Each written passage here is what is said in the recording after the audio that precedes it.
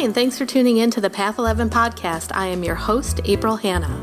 At the Path 11 podcast, we are here trying to deliver leading-edge research on consciousness, healing, and metaphysics. And just like you, we are trying to answer the big questions about life.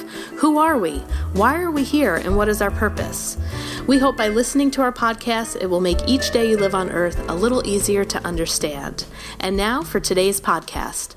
We have a very interesting show for you today. 2 questions for our listeners. 1, do you believe in UFOs? And 2, have you ever seen one?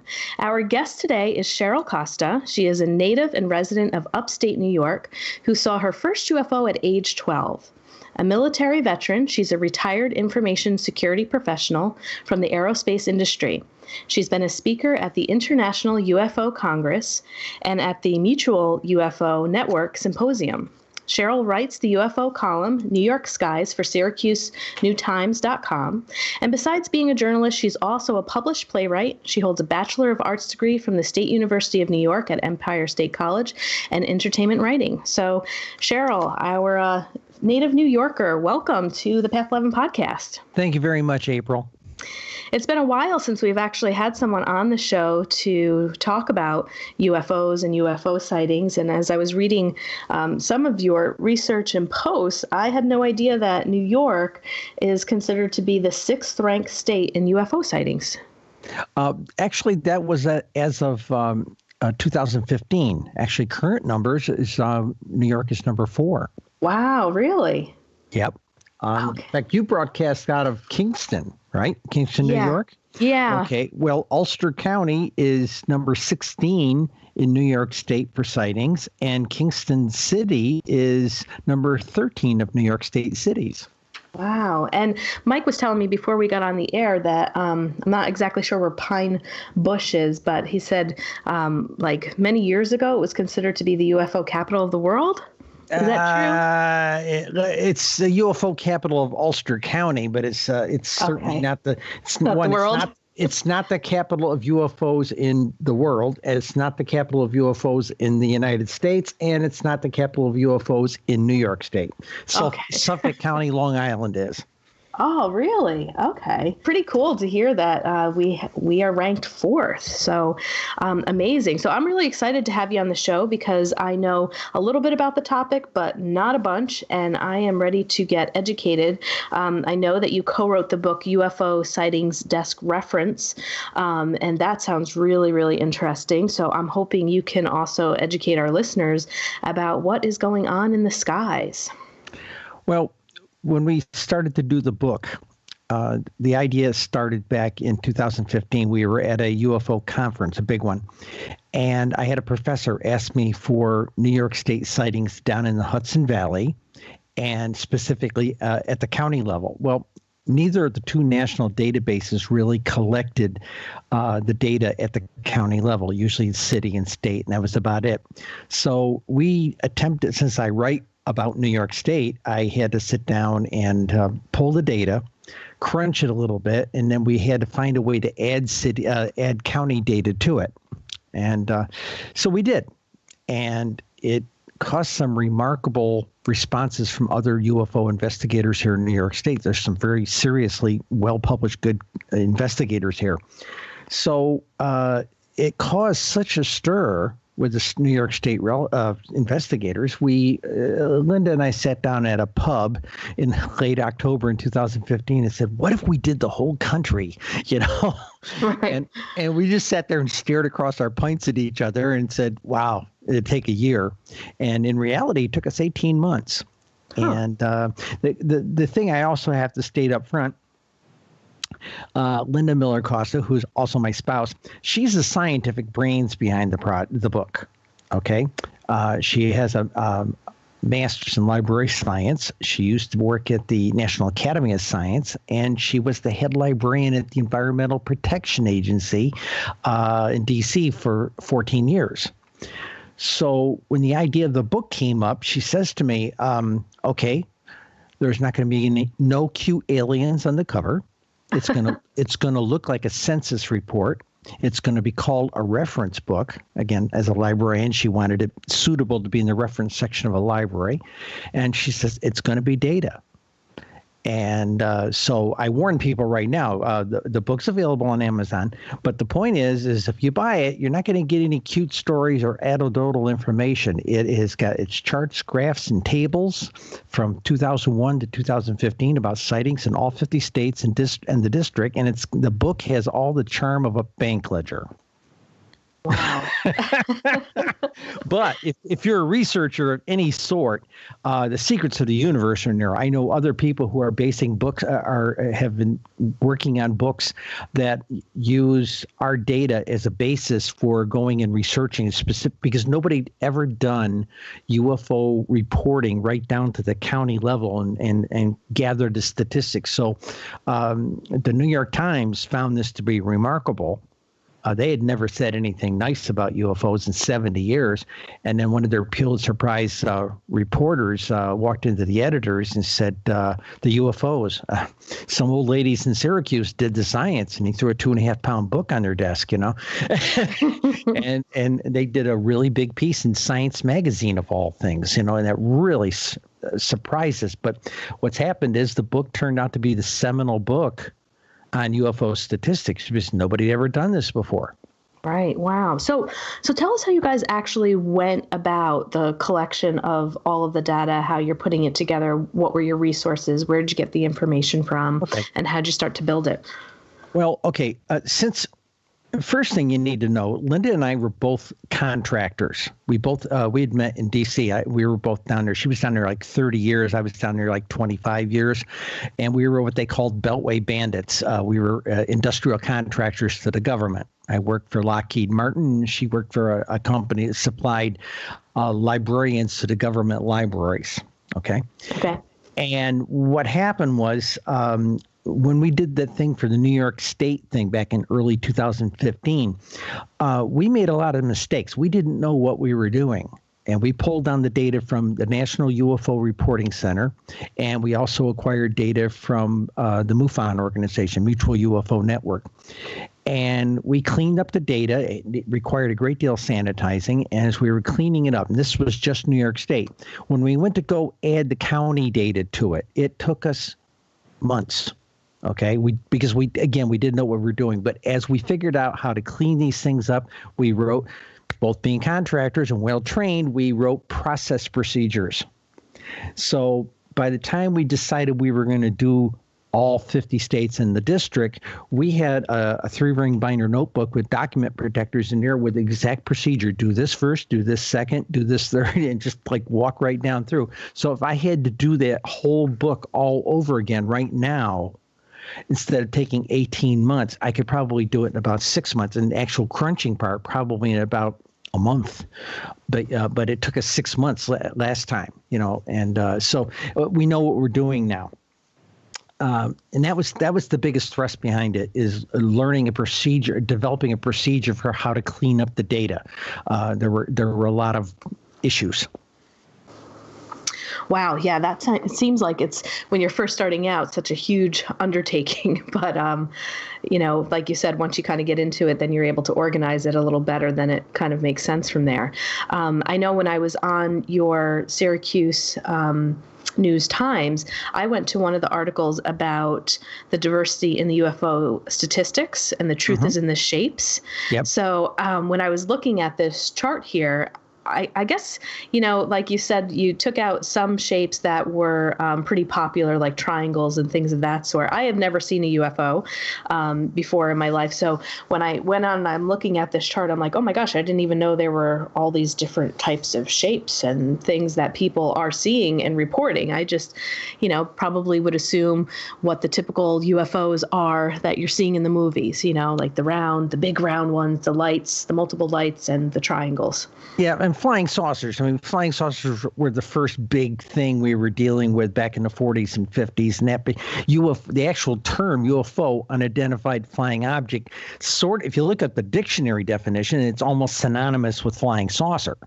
Right. So a lot of UFO researchers prefer to use the term UAP, or unidentified aerial phenomena.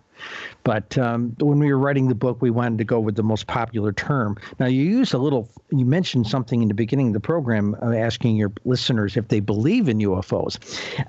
Be careful with that term belief makes it sound like it's like a faith thing. Okay. Most people there was a poll done in 2012 by the National Geographic, and they found that 36% believe in UFOs, 46% were on the fence, and 17% said it's putkiss. Okay. And but 80% believe that the government's hiding what it knows. Okay. And it's something like 70% believe in ancient aliens, that kind of thing. So the idea behind it, most people I talk to, if they really have something to say about UFOs, it's not so much a sense of belief, it's a sense of know. I know because I saw one. You wouldn't believe how many, as a reporter, when I was reading the UFO reports and sanitizing certain reports to write articles about early in the column that I was writing for the Syracuse New Times, I was afraid of like hoaxes and all this because people told me it's crazy people and all this kind of stuff. And the more I got reading in there, a lot of these things were extremely sincere. But I'll give you another example. I mean, you could tell the baloney. You could tell it after a while. You got used to seeing, and there are people who tell a really good lie, but for the most part, we thought most people were just being sincere and wanted to tell somebody because they saw something. And there were so many of these reports that you would read to say, I never believed in this stuff until the other night when my wife or my girlfriend or my mom saw this with me. Okay. Back this past February, I'll give you another example. The local cable company, and here in New York State, we have a cable company called Spectrum, and their news service is run by Charter Communications. And their news team came over to my apartment, did an interview with me, and then they came over that evening to a major library here in Syracuse to see me do a presentation that I was doing. I ended up doing it to about 150 people there. And it was my charts and graphs and statistics and some stories to go with it, particularly related to New York. And when they ran it, I expected it to run on a one-day news cycle that was going to run on 11 o'clock that night after the meeting, after the presentation, and then probably the next day. Okay, that's a typical one-day local news story. They had so many hits on their website where they had the story posted. We were just coming into Martin Luther King Day weekend. They ended up putting it on 55 on the hour and ran it all weekend. Wow. Okay. I got over 100 phone calls here at the house. And when I first started getting them, I thought, I'm going to get somebody yelling at me, calling me a crackpot or something. And no, most of these things, almost every one of them was a call like, I know you'll understand. I saw you on television. I had this sighting 5, 10, 15, 60 years ago on one case, and they just wanted to get it off their chest because they never had anybody to tell. Right. And I think you bring up a good point there, too, just with however people feel about this again, like that whole belief thing. But, if you do witness this, if you see a UFO, it could be a pretty startling and life-changing event. And if you don't have that community or those people, or, people might think you're crazy. No, it was just a plane. It was probably something going on in the military in the skies or whatever. It could be pretty isolating, I would think. Well, yeah, actually, I hear it a lot from a lot of people. Or I told I saw something. I told my parents, and they thought I was crazy. I hear that all the time. Or I told the rest of my family, and they all thought I was crazy. So there was just been this attitude, and it was propagated back in the late 40s, early 50s, more or less by the CIA, to discredit, because basically what do you got with the UFO? If you do not have, let's say, an off-world spacecraft, if you do not have physical evidence, then what you have is, in my case, the book here, the 2015 book, where there was 121,000 sightings in the book. Okay, not the actual sightings themselves, just counting what, when, and where. Okay, no stories, and 121,000 eyewitness accounts. Now, an eyewitness account can, short of CSI type evidence, DNA and all that kind of stuff, short of CSI evidence, an eyewitness account can still get you convicted in any court in this country. So the only defense on eyewitness accounts is discredit the witness. Hence, we have the popular notion that was propagated back in the late 40s, early 50s, kooks and nuts and deranged people report these things, or people seeking publicity report these things. And I've had people ask me, well, how do you deal with that in the reports? And I said, well, statistically, we wrote off, we say somewhere in our book, 5% of these sightings are probably bogus. Mm-hmm. And that was a reasonable assumption based on what we had seen in the databases. That's still low. Yeah, but 5% against 120,000, or at the end of 2017, 139,876, essentially 140,000 sightings. That's still a big number. A lot, but, right. But we had a bigger number. We had a number where people failed. They were so frightened, especially people we sense were in like small towns. Mm-hmm. They would give you all the information about the sighting, but they wouldn't tell you. They wouldn't tell you what city they were in. They in the blank. They either left it blank or say, "My mother told me not to tell you. My father told me not to tell you. The sheriff said not to tell you. My priest told me not to tell you. I'm scared to death to tell you." Wow. Where I live. And one person actually probably put it very succinctly. I live in a small country town of about 25 families. And if I report this for the family, for this sighting, everybody in the 25 families will know it's me. Mm-hmm. So there's that level of fear, again, by this propagated idea that you'll get labeled as a kook or a nut. Right. Now, you mentioned earlier about, the suspicion that our government knows, but they're basically not revealing the information. I know one of, the most famous sites that a lot of people talk about is what's Area 51, the whole thing with Area 51. What's your take on the government and their involvement with researching UFOs or acting as if there are no such thing? Okay, here's the part where I'm going to scare all your listeners. Good, I love it. Okay, back on December 16th. Okay, let's go back a little bit of history.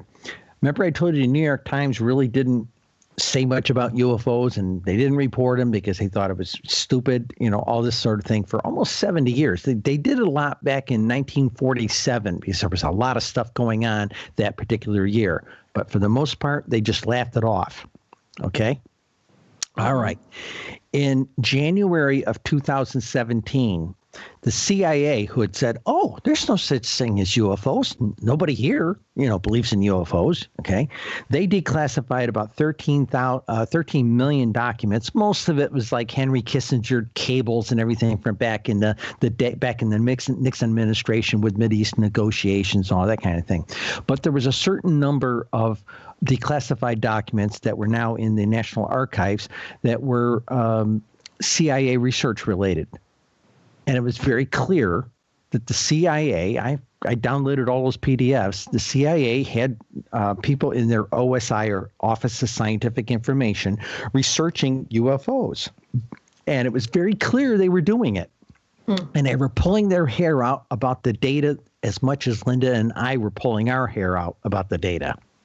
Okay? Mm-hmm. So I think that kind of thought out the New York Times a bit in their view that, hey, maybe there is something to this. Right. 2 months later, in March timeframe of 2017, Linda's and mine book came out. And like I said, a major reporter came to them and threw this, 8.5 by 11, 374 page book on this and said, "There's the data. There's the science." It was 8 months later that they broke the story about the Pentagon and the program they have at the Pentagon to research UFOs. December 16th last year. So the government's doing it. And the guy who was running the program at the Pentagon, his name is Lou Elizondo. He's now retired. I have interviewed him 3 times in the past year. Okay. And first thing he'll tell you, they're real. 2, we don't know where they're from, or, at least that part of it. Or I can't tell you. He'll tell you because my security oaths. But this past summer, I had dinner with him. And during the course of having that little bite to eat with him, I looked at him at one point and I said, I know an awful lot about military classification as I was in the aerospace industry, and I understand security, so I'm not going to ask you anything complicated, but I want to ask you one question. I said, since you had full authority with the research of this UFO stuff, and it was, when you really think about it, they really didn't care about the civilian sightings of UFOs. They were really more interested about the fact that these things are loitering over certain kinds of technology the military has. Okay. So he says, I looked at him and I said, so did you have the permission? Did you have the authority to pick open all the other stuff the government had done over the last 70 years? And the guy's face lit up with like a Christmas tree, like a kid on Christmas morning. And he was usually he had a very stoic look to himself, but he busted into a big smile. His eyes lit up. Okay. And that was, he couldn't tell me any more than that. But I said, so you got to look at all this stuff. He says, I got to look at all this stuff. It's amazing. He says, was there anything you couldn't look at? And he says, yeah, only the stuff that wasn't cataloged so we could find it. The government is notorious for not cataloging things properly and losing them. I'll give you an example. NASA lost the moon tapes, the original moon landing tapes. They've got terrible archivists, not so much the archivists as much as management of the archivists that don't let them do their job properly. So the guy who said, one, they're real, and he was in the government, and he was in the program that was and still is researching UFOs, particularly in the context of following our military around, and they do loiter around our advanced technology. He said, one, they're real. Two, I've seen all this stuff. It's amazing. And that's as far as he goes because of his security oaths. But he did make a comment at the July MUFON convention this past July. This time next year, we are going to be having a very different conversation about this topic, which suggests either we're going to have government disclosure or something else remarkable might be getting ready to happen. Right. And, I've heard that, and these are people speculating that the reason why the government hasn't, been so open about their findings is because they really don't want to begin to create, mass hysteria or people like freaking out, like if you have the whole, population of maybe people who are extremely afraid or fearful, the end of the world is coming, what are aliens, that it could just create too much chaos. What do you think? Well, okay. I just gave a talk at the State University of New York at Albany. I came and spoke. I was scheduled to speak to 2 journalism classes. I ended up speaking to 4 classes. Ended up presenting my full presentation to 3 of those classes. And one of the professors, his family is originally from Russia and to some degree the former Soviet Union. And they talk about this thing very differently over there. It's like, I saw a UFO. Yeah, okay. Here, your family says, oh, don't tell anybody. They'll think you're crazy. Again, because we've had this psyop on us to tell us, don't talk about this stuff, right? So, yes, that 17% we were talking about in that poll that say we don't believe in this stuff, that 17% of the adult population might get rattled. Okay, and there's for good reason. Back in Halloween of 1938, Orson Welles and the Mercury Theater of the Air on CBS did this radio play of H.G. Wells' War of the Worlds. Now, they did it in a format that was like a radio actuality, like it was real. Okay. Now, for people who tuned into the program, every time they broke for commercials, they came back and say, this is a theatrical radio play. Okay. But if you tuned into it not knowing that, it sounded like Grover's Mill, New Jersey was getting wiped out by the Martians. And they had families taking their kids in the backyard, getting ready to shoot them in the head so the Martians wouldn't eat them. And there was this mass hysteria in the country, and it was unique to this country. There's one more example. Back in 1996, the promotion of the movie Independence Day, in Spain, it was done like an actuality. So it looked like you were tuning in. If you were on television, it looked like it was like a CNN broadcast type of thing. And they had riots in the streets in Madrid. Wow. Okay, so there's been a big effort to educate people. Think about this now. We had what they call in 1947. We had what they called the Washington Nationals. These were 2 different weekends. The UFOs showed up flying in triangular patterns. They weren't triangular craft. They were triangular patterns of these flying saucers. They allowed themselves to be seen on radar. When they scrambled fighter jets from Dover to come down here and encountered these things, as the jets got closer, these things just started winking out like they weren't there, or they cloaked themselves, or they winked out of existence, whatever they did, but they just started winking out. A couple of them stayed, and when the jets caught up with them, they sat there and let the jets follow them, and then they just slowly pulled away from the jets. The jets couldn't keep up with them. In fact, there's a famous headline, Air Force jet or Army Air Force jets outrun by flying saucer, right on the front page of the Washington Post, So that was a major thing. Of course, the generals at the time took a position of these aren't the droids you want kind of thing. Don't worry about a thing. We got everything under control. And in fact, they did not. There's a 1952 Life magazine where there's an article, is there a case for interplanetary visitation? And the front cover of the Life magazine's got Marilyn Monroe on it. It's a very famous cover. And I have a copy of that article, and it said the generals at the highest level of the Pentagon are very sober about this these unexplained craft. So it's been talked about for a long time. It's just that the rhetoric has been telling, don't worry about a thing. Don't just go on about your business. These aren't the droids you want. And that's the attitude they've taken. And most people are quite complacent in it. But I'll give you an example. When I was writing the book here, 2001 to 2015.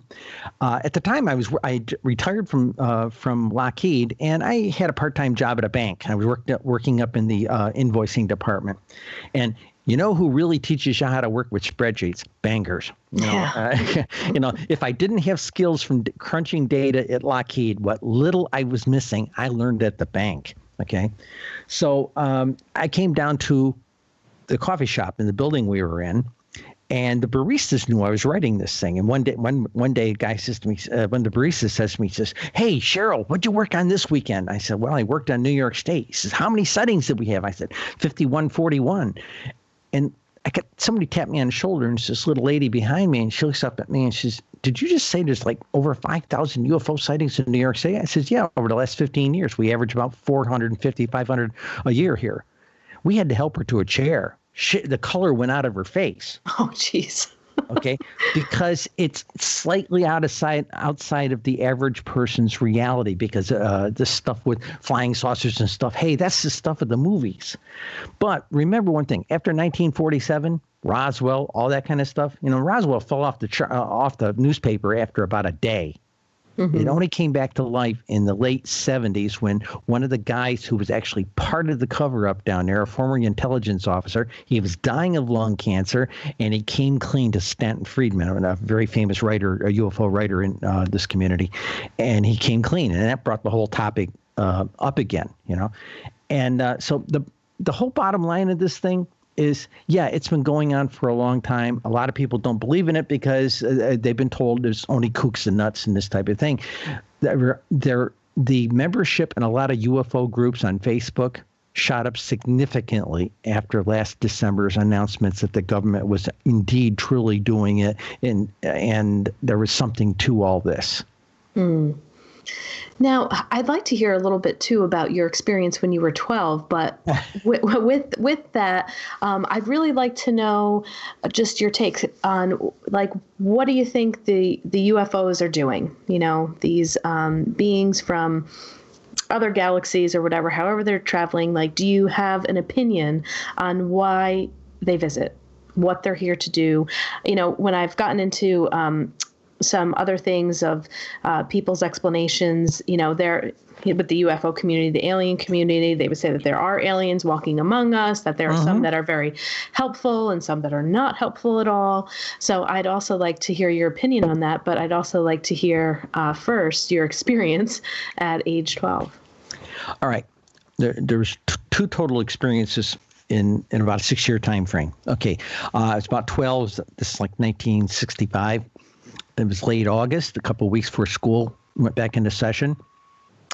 We were visiting an aunt and uncle up in a farming community in southern tier of New York State. Population of that town couldn't have been more than 100 people, because it was just one of these little road crossing kind of communities in a farming area. And we were coming down off the hill, dirt road actually, from my uncle's farm. And my mother had my father pull the car off the side of the road. And it was my mother, my father, and my 2 toddler age brother and sister at the time. And my mother pointed out clear blue sky, western sky, clear blue. And out there, parked like a rock, was this shiny ball. Now, I'll give you an idea. Lift your finger out arm's length and look at your little fingernail. That's how big it was. Okay. Now, we sat there for a couple of minutes. NASA, remember, was new at that point. It was only 5 years old at that point. So Mom said, well, it could be a weather balloon. It could be something the Air Force is doing. It could be something NASA's doing. On the other hand, it might be people from another world. Okay. And that fascinated the 12-year-old. Right. Okay. And I said, wow. Okay.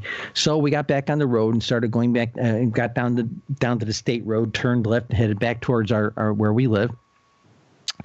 I climbed up in the back window of that Chevy Impala and just sat there and watched that thing as we drove. About 10 minutes later, when that thing decided to go, you know how they show like starships in the movies going, gone type of thing, you know? Yes. Yep. That's what it did. That changed me. Mm-hmm. Thereafter, Mom and I each went to the library and got books when new books were coming out all the time. I'd get a book, she'd get a book, we'd read it. When Eric Von Daniken's book, Charity of the Gods, came out, 68 time frame, our copy in the household, Mom dog-eared on the top of the pages, I dog-eared on the bottom of the pages. Our book was destroyed, but we followed it very closely. All right, move ahead 6 years. I've graduated high school in 1970. I went immediately into the Air Force, and I was in Cam Ranh Bay, Vietnam in 1971. Christmas Eve, 1971, about 11:30, a friend of mine and I were walking down to the base chapel to go to midnight mass, partly for something to do and partly to have a Christmas observance. Okay, clear dark sky where we were on the central coast of Vietnam. So there wasn't any light pollution, so there was a gazillion stars in the sky, if you know what I'm saying. Mm-hmm. And as we were walking towards the chapel, and again in the western sky, we saw this streak moving across the sky, and I said, "That's odd." Maybe it's a jet. And then it stopped. And so, wait a minute, helicopters don't move that fast, and so that can't be a helicopter, and jets don't stop in their tracks. We stood there for another 2 minutes watching this thing, and then suddenly it starts dancing around like a fairy. Zigzagging, boom, boom, boom, boom, boom, boom, boom, and then gone like a starship. Okay? Neither one of us really had our mind on midnight mass when we got there, and amazingly enough, I was fearful in those days, and I didn't tell anybody, and neither did Tom. Okay? In fact, I didn't tell anybody about that sighting until about 15 years ago, and I was telling some Native American friends about it. Okay? So I was well read over the years. So in 2012, I saw an article on CNN.com, a little sidebar story, and it was on November 5th, 2012. And I happened to see this little sidebar story, maybe 150 words. It says, UFOs have been declining since the 1980s. Maybe they were always just an urban legend. And I said, that doesn't feel right. Mm-hmm. Yeah, so I went out to the National UFO Reporting Center, first time I'd ever been there, pulled down, found a page in there that had year-end totals, and I took year-end totals since about middle 80s and brought it right up to 2012, and I dropped them into a spreadsheet, and the numbers went up like a rocket, up. And my first impression was, what memo didn't the UFOs get? So thereafter, I was just finishing 40 years into my life. I finally finished my college degree, my bachelor's degree, and I was just finishing up an entertainment writing degree, which is kind of close to being a journalist. And that's when I went out and started pitching to editors the idea of a weekly column. And I got laughed out of about 12 guys' offices. And in one case, a guy yelled, "Security!" And it was. And I had one editor looked at me, and she just looked at me kind of strange and said, "And what brand of tinfoil do you wear?" And that's pretty much the reception I got. And then the editor at the time at the Syracuse New Times was a guy by the name of Larry Dietrich, and when I came up to pitch him my 4 slides, he said, let's talk. So we sat there and had a cup of coffee, and we discussed books that I had read, and he had read about some of the same books I had read. So he had a deep knowledge. He said, look, I'm not an enthusiast, but I am sympathetic to the topic matter, and I think it needs to be reported. So I gave him a couple of samples. He looked them over. He said, okay, I'm going to try you for a month. That's okay, and that was better than anybody else has said. He said, if we don't like it, at the end of the month, we'll drop you. I said, okay, fine. So he published 4 or 5 articles. I get a phone call from him, and he says, "Come on over. I want to talk to you." I figure, well, that's it. it's over with, right? I get over there. I'm about 5 minutes late for the meeting because the parking in their parking lot was atrocious at the time because they were having it repaved. And I walked into the meeting, and Larry, it was conference table. There were about 10 people sitting there, and I walk in, and he stops. He looks over. He looks at me, and he says, "There's our rock star." And going, "Larry, what do you mean?" He says, "You're drawing more page views than all of our columnists combined." I had a feeling you were going to say that. Okay. Yeah. And since that time, I'm read in about 120 countries. Wow. I have readership all over the planet. Who would have thought a little dinky weekly newspaper in upstate New York would be the place where I would be speaking to the world, And it's been a very popular column, and I pull good page views both on Facebook and directly out of the newspaper, and it's been an interesting experience. Wow. Well, and it just goes to show that the interest that's there. I mean, even though we could say, many people may be afraid, but people are searching for answers. They're looking for answers, I get mail, especially from elders. When I'm saying, octogenarians, that kind of thing. I really want to know if these things are real before I die. Right. You wouldn't believe how many letters I've had like that, And that weekend I got all the phone calls. I got a lot of that too, Mm-hmm. So there's deep interest in the topic matter. I do run into people who just laugh and snicker at the topic matter. But then when we start showing numbers, you start seeing a change in their eyes. Right. And so it's interesting to see. The biggest problem we have right now is the journalism community itself. It drank the Kool-Aid a long time ago, and it is very hesitant to talk about the topic matter. And I'll give you an example. Even after the book came out, after the New York Times did a piece on me, after the London Times did a piece on me the next day. Okay. I had more calls from international media than I did from American media, which was interesting and very telling. Mm-hmm. I reached out to over 80 news outlets, major TV stations, major radio stations, and major newspapers in the major cities of the top 10 states, because the top 10 states in the country for UFO sightings represent 52% of the sightings in the country. Okay. And I reached out to their principal cities. Okay. Like in Texas, that was Houston and Dallas and Austin. And silence, crickets. That's all I got. Wow. Okay. And it was only one person, one editor in Seattle, Washington, had a freelance to a story on me. And of course, the freelance, when he interviewed me, had enough data to write about Seattle, Washington, but he also had enough information to write about the major place where the UFOs are was California. So the day the article comes out, I get this, oh, great, I'm in Seattle, Washington. Great. We're getting some kind of ink here, And then all of a sudden, I get this phone call from KABC in Los Angeles. He said, "Wow, you've set your story has set the internet on fire out here." I said, "What are you talking about?" Well, it turned out the freelance farmed the article out to San Francisco, SF Gate, which is the San Francisco Chronicle's online edition. Mm. And it was going crazy on Twitter and all this kind of stuff. So they had me on late in the afternoon and we talked. But it was weird. But the problem was it fell off the news cycle in about 2 days because the only editor, nobody wanted to talk about details. They just wanted to, oh, California's #1, rah, rah, rah. And that's all we got, And so it was a little bit longer. When I started getting some of the international press, people started paying attention to me and I started getting more interviews and people wanted to actually talk in earnest. But unfortunately, there's one more thing there. When you look at that December 16th, the Pentagon release, New York Times and Politico broke the story about the Pentagon, doing their program. What was very shameful in the journalism community was I was watching like the morning talk shows and the morning news talk shows. They have this little panel of pundits and things. And they were sitting there like a deer in the headlights when the topic matter was brought up by the host. They didn't have any background. They weren't read on anything. They couldn't talk to it.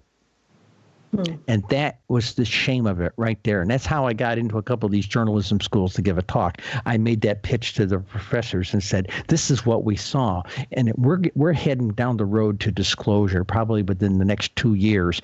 And it's going to change everything. It's going to change our politics. No longer is politics going to be local politics, state politics, and national politics. It's also going to be exopolitics with those folks, So this is what we're looking down the barrel of, and it's going to have to be addressed. Now, remember, 1947, we had all that stuff going on that we talked about. 5 years later, we had Star Trek. Okay, that was an effort to educate the American people. We also had that TV series, Alien Nation. What are we going to do if they come and we let them immigrate into our culture? Okay, and they did a very good job of addressing the kinds of problems. This is kind of what we see right now with the immigrant stuff and the caravan and all that kind of stuff. It was the same kind of flavor. So with all that, and you saying that in a couple of years' time that this is going to integrate a little bit more, what is your thought on the interaction that the UFOs are having with us now? Why are they here? Why are they, hovering over our technology? What do you think the integration is about? And why are they interested? Okay. Depending upon who you talk to, but the people I'm talking to these days is there's two levels of this. People always say, well, why don't they land on the White House lawn? The government doesn't want to deal with this thing. Okay. It's too political, too much of a shock to people type of thing. So they've been doing the off-worlders have been touching us on an individual basis. Okay. Bring me back to that point. What do they want? Well, the people who have been touched by them. Okay, the bad term people use is abductees. Okay, let me tell you a little story about abductees. I believe what I saw too. Everybody gets abducted. These people get abducted. They get probed. All this kind of stuff, right? And that seemed to be the cliche. I went to a major UFO conference. They had what they call an experiencer abductee meeting in the morning, kind of like a morning AA meeting about 2 hours before the actual day of the convention stuff was going, right?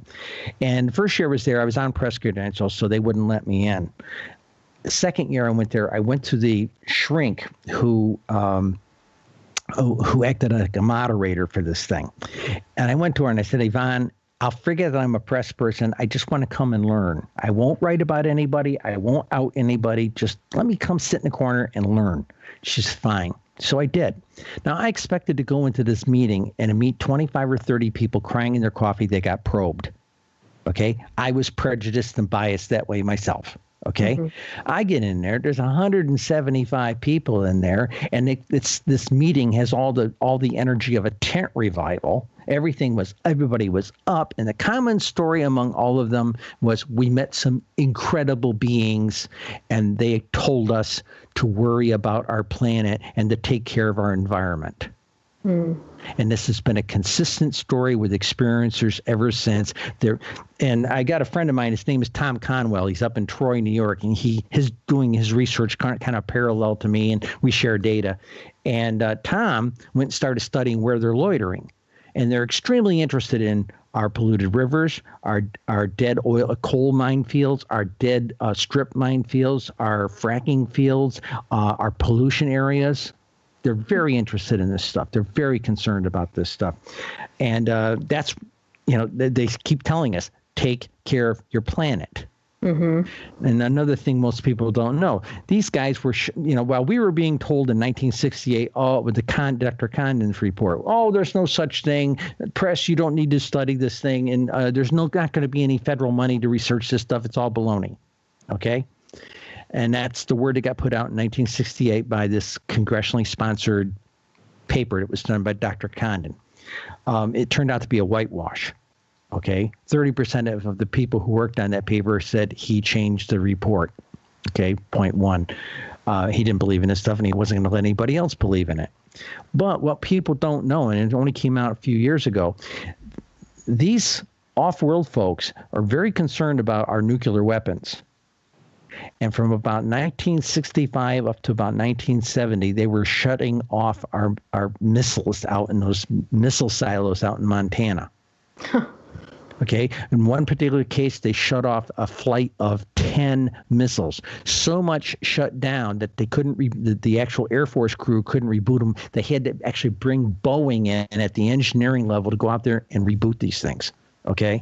The Russians had a similar set of situations. We found out about this after the fall of the Soviet Union. We found out, I think it was George Knapp from KLAS out in Vegas. Found out that they had situations there where a whole bunch of their missiles came online and started counting down, and these guys couldn't shut them off. And then like at the 5-second point, everything went dark. Okay. They were trying to scare us into not nuking ourselves morbid. So that's why they're here. Okay. To some degree, they're trying to protect us, because we're a very, very primitive society with a box of matches. Yeah. Okay. Uh-huh. So that's more or less the philosophy there. Now, let's talk about the people who have been touched by them. If they were all to come out of the closet at once, it would blow the lid off this thing. I've got a book over here that was just done by the Dr. Edgar Mitchell Foundation. Dr. Edgar Mitchell, the astronaut that went to the moon with Neil Armstrong. Okay, this guy, he funded a foundation. And a lot of lay scientists got working on it. And they just put out a book. They interviewed a huge number of experiencers, like 5,000 or 6,000, something like this. And they learned an immense amount. They sent me a copy here of the review. The book is 800 pages. Wow. Okay. And for the audience, 800 pages. It's 6 inches thick. And this is volume 1. Oh my goodness. Okay.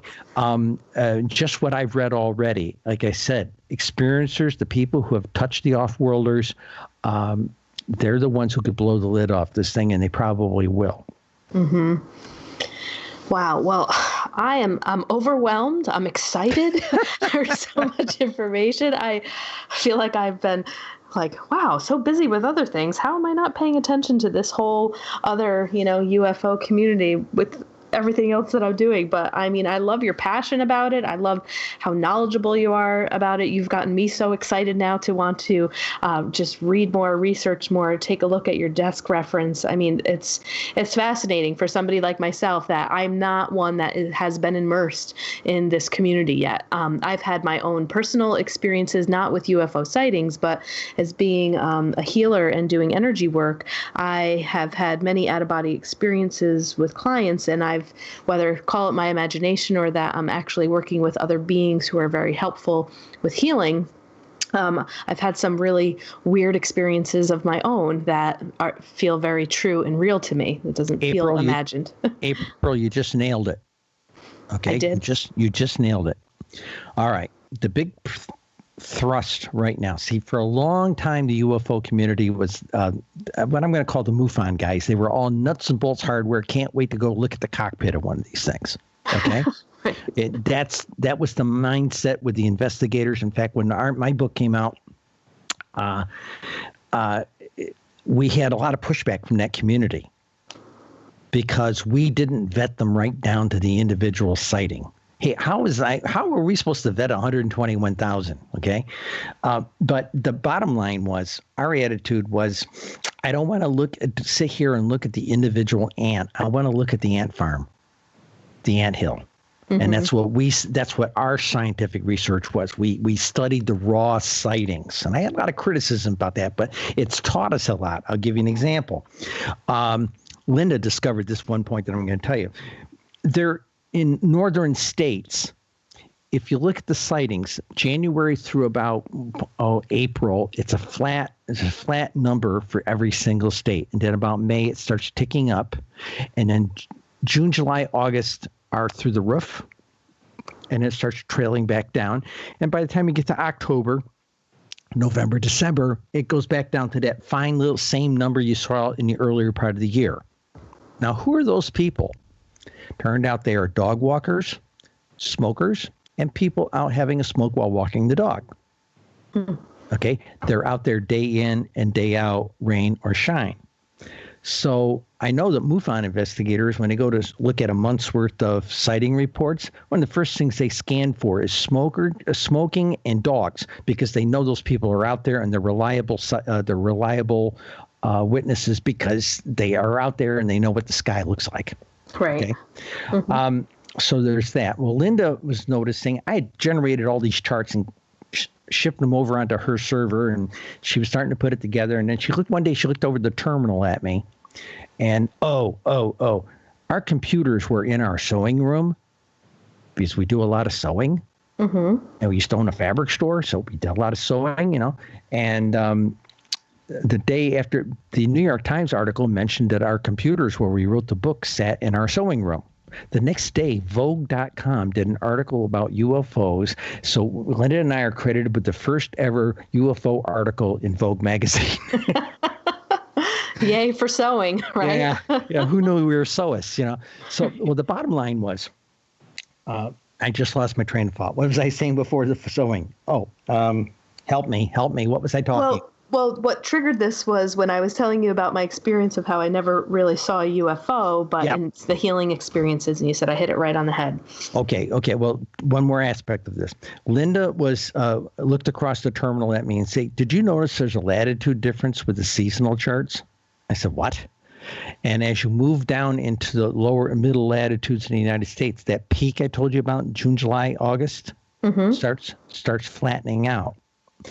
If you get down in the southern states, it's like a picket fence. It's statistically flat across the bottom. So we figured out that temperate weather was a population, temperate weather, and time of day were the drivers. Okay. That was the big deal. Now, here's the other issue. We were talking about where you nailed it. The smart people on this stuff these days are talking that the key to this whole thing with UFOs is consciousness. They really, truly want us to move up in our energy and touch them. And our consciousness is kind of anchored down here in the heavy material world, as they say. And the people who make the best contacts seem to be people who are a little bit more creative, musicians, artists, that type of thing, because their head's already in a more elastic reality state, and they can come. The off-worlders seem to be able, from a consciousness standpoint, meet kind of in a middle ground. So, are all the UFO contacts because a flying saucer landed in the backyard or hovered over your house like Whitley Strieber with communion? No.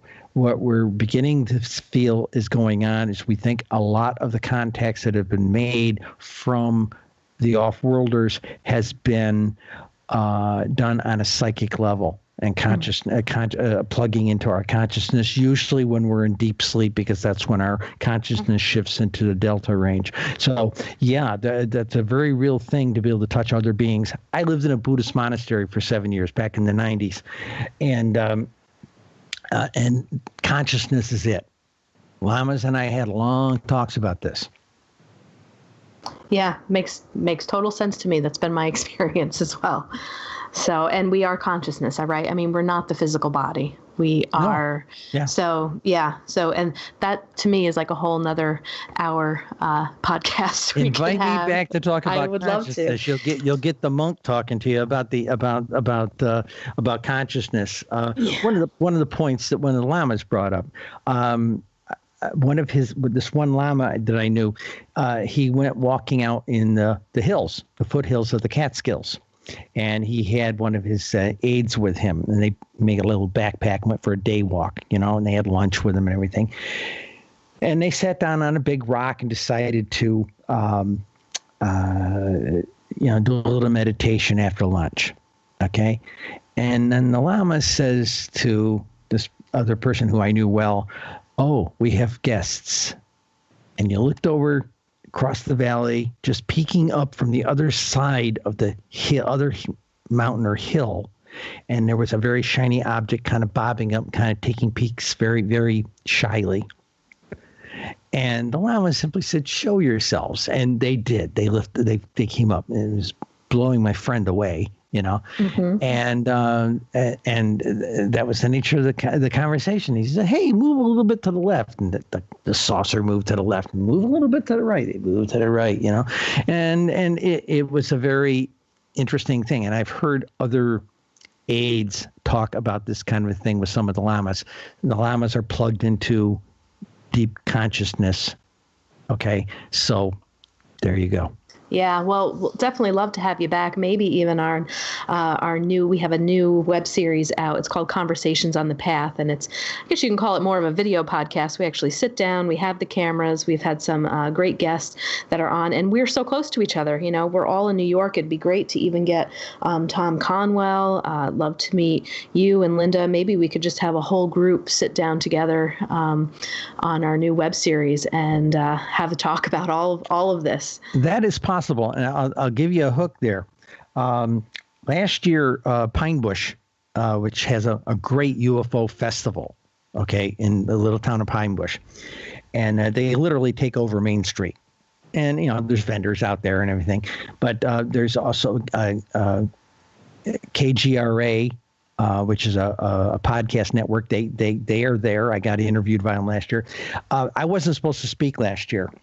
And they had a really nasty storm come through, and 3 tornadoes touched down in Crawford Township there and took out their power grid. And they had to postpone the UFO conference for like 3 weeks. Wow. But a lot of the speakers were under tight schedules, and they lost most of them.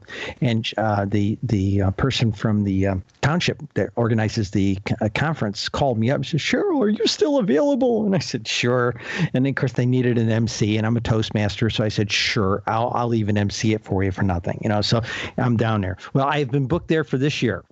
Oh, great! And when is that going to be? Give me 20 seconds and I will tell you. I don't remember the date over the top of my head here, but the date is going to be something like on the road here. I'm scheduled into 8 major UFO conferences next year, so it's going to be the year of the suitcase for me. This is May 18th. Okay, awesome. In Pine Bush, and it's a great festival, and that might be where we might want to go and do this, so. Yeah, thank you so much. Well, Cheryl, it has been a pleasure. It's been fascinating, invigorating for me, and I'm so glad to have you as a guest on our podcast today. Thank you so much. Anytime, April. If you want more information about our films, visit our website, path11productions.com, to purchase DVDs or to rent and stream each film. You can also find our trilogy of films on iTunes, Amazon Prime, and Gaia.com. You can still use our smartphone app for both Android and iPhones. Just search for Path 11 in the Google Play App Store, or if on an iPhone, look for Path 11 in the iOS App Store. Catch you next time.